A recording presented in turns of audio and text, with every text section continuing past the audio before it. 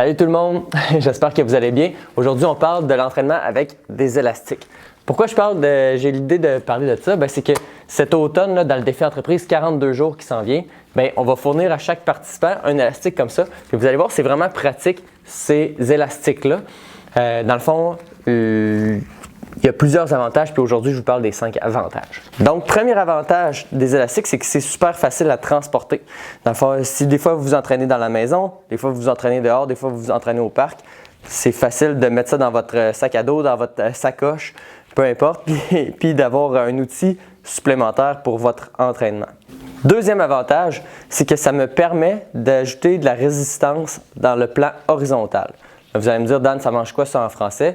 Dans le fond, le plan horizontal, c'est le plan qui est à l'horizon. OK?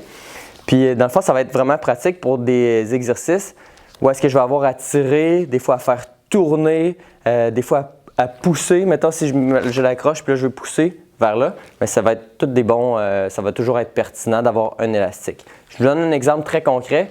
Les gens qui font des sports où est-ce qu'il y a à lancer des balles, exemple le volleyball, le baseball, tous les sports de raquettes, on a beaucoup à faire des mouvements vers l'avant, comme ça, avec notre bras dominant. Puis là, des fois, on va vouloir renforcer les muscles qui sont opposés, les muscles antagonistes. Fait là, si, mettons, je joue au baseball, ça va être souvent pertinent de faire du renforcement des muscles qu'on appelle la coiffe des rotateurs, les muscles qui font la rotation externe à l'épaule.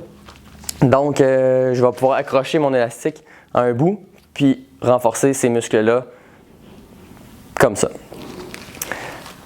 Troisième avantage, c'est que ça me permet très facilement d'ajouter de la charge sur des exercices que je ferais normalement avec le poids du corps. Je vous donne un exemple avec les squats. Je peux mettre mes mains comme ça ou je peux le prendre plus loin, mettre mes mains sur mes épaules. Là, ça me permet de rajouter de la charge sur mes squats, mais toujours en le transportant facilement mon matériel.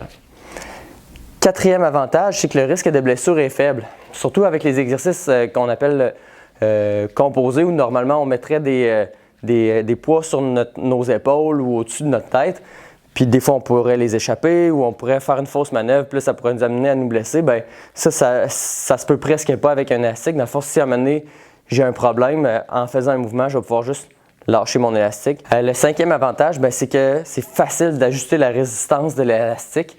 Fait que si je veux faire un exercice, mettons, pour mes biceps, où est-ce que je vais lever comme ça, puis là, je trouve que c'est rendu trop facile, je peux juste reprendre l'élastique un petit peu plus bas, puis là, ça va augmenter la résistance automatiquement.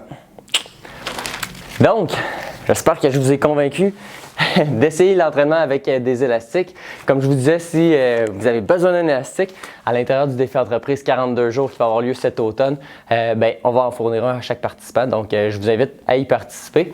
Puis, si vous avez des questions sur l'entraînement avec des élastiques, vous pouvez nous faire signe. On va essayer de préparer d'autres petites vidéos pour ça. Bon entraînement!